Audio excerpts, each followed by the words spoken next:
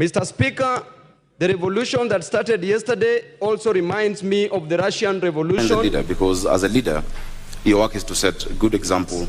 Your Mr. work is Speaker, to show. that revolution advocated for three things. Number one, equality and fraternity. Can you just shut up as I pump knowledge in your empty mind? Integrity defines who you are.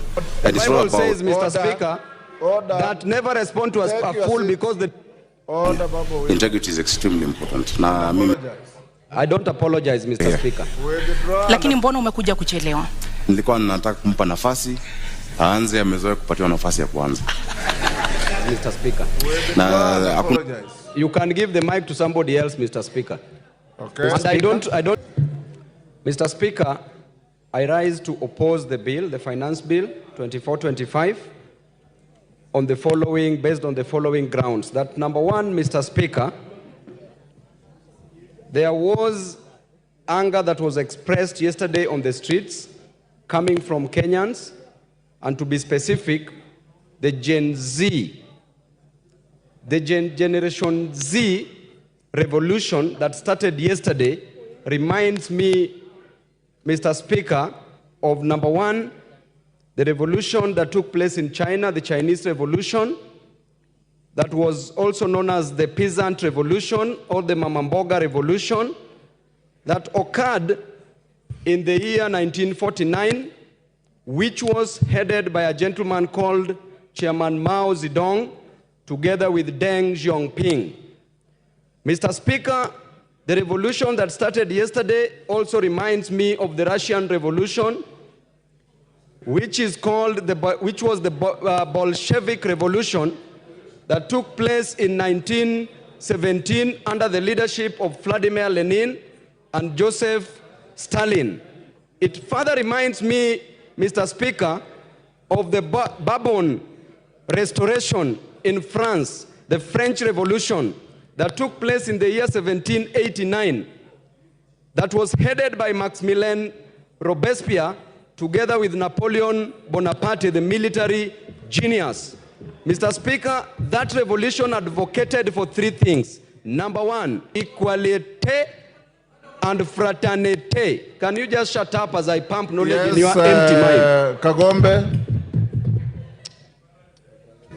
Babu, we're not no fools in this house. In the book of Proverbs 26, the Bible says, Mr. Speaker, that never respond to a fool because the... Order, Babu, Owino. Order, Babu, Owino. In this house, order members, whether a member represents fishermen from the shores of the lake or the sea, whether a member represents herdsmen, whether a member is a professor, you are all honorable members of this house. And there are no fools in this house. And I want to warn you, Babu Owino, respect begets respect. Respect your colleagues, they will respect you. There are no fools here. Can you withdraw and apologize? Mr. Speaker, a fool is somebody who does not understand something. Order. Order. Order. Babu if I think that somebody is a fool, why should... Order. Order, Babu Owino. You withdraw and apologize, or I truncate the mic and give the floor to somebody else. Give him the mic.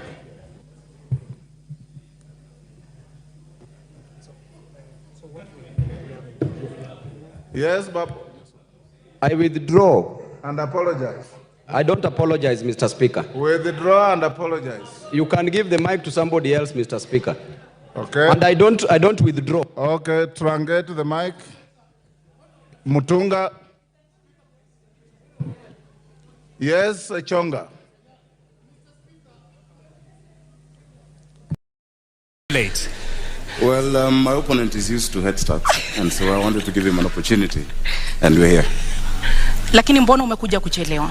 Nilikuwa nataka kumpa nafasi, aanze amezoea kupatiwa nafasi ya kwanza. Na hakuna haja kuzingatia hiyo zaidi. I think we all know the head starts we're talking about, that is from government, etc. But good to see you, Polycarp. Good to see you, Sakaja. Welcome. I look forward to a good debate. Thank you. All right. What separates you from your top competitor for the governor position? Well, Polycarp is a great man. He's a friend of mine. We've been in Jubilee together. We've campaigned together. I think what separates us is the heart to work for the people. He's had a career in the corporate sector. I've had a career in public service and in leadership. The problems this county has, the challenges in our city, the issues we need to deal with, need solid political leadership. And that is what I know. Naam, swala la maadili katika uongozi lina umuhimu gani katika siasa zako, katika kampeni yako, katika mchakato huu mzima wa kuwania kiti cha ugavana katika kaunti ya Nairobi? Swala za maadili ni muhimu sana kwa sababu kiongozi sio tu yale ambayo unasema ama yale ambayo unazo kama fikra, ni yale ambayo unafanya. Integrity is extremely important. Na mimi nazingatia masuala yote ya maadili. I think integrity defines who you are. And it's not about who you are in public, but also who you are in private. And that's what defines a leader, because as a leader, your work is to set a good example. Your work is to show, the community and the society where to go to. And so, of course, integrity is not perfection. Integrity is not pontification. Integrity is not saying that you'll never make any mistake. Integrity is taking responsibility. And integrity is being able to stand up and say, yes, on this I am right, and yes, on this I am wrong. That is integrity.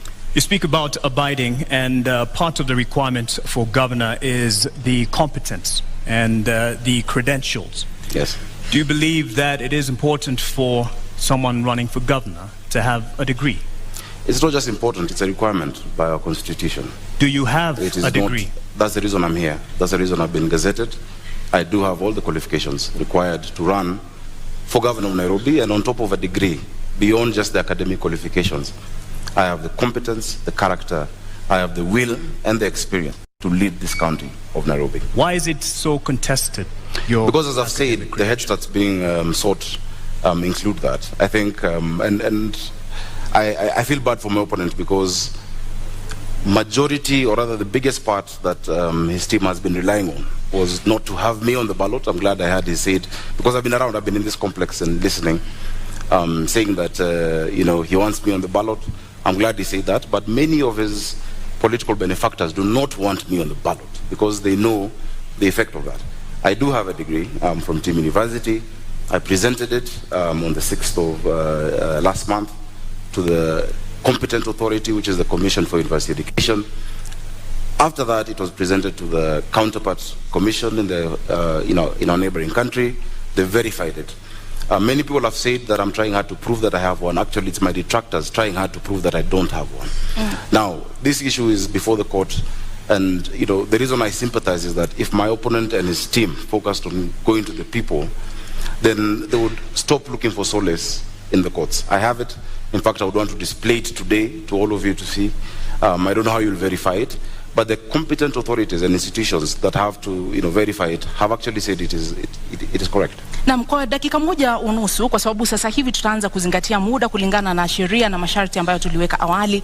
Kwa dakika moja unusu, endapo utachaguliwa kuwa gavana wa kaunti ya Nairobi, kisha baadaye kesi iwasilishwe mahakamani ambayo itabatili ushindi wako, utawajibikia wakazi na wapiga kura wa Nairobi? Hakuna kesi inaweza kubatili ushindi wangu, kwa sababu kwanza ushindi wangu, unajua ndugu yangu anaongea juu ya 8:57 am.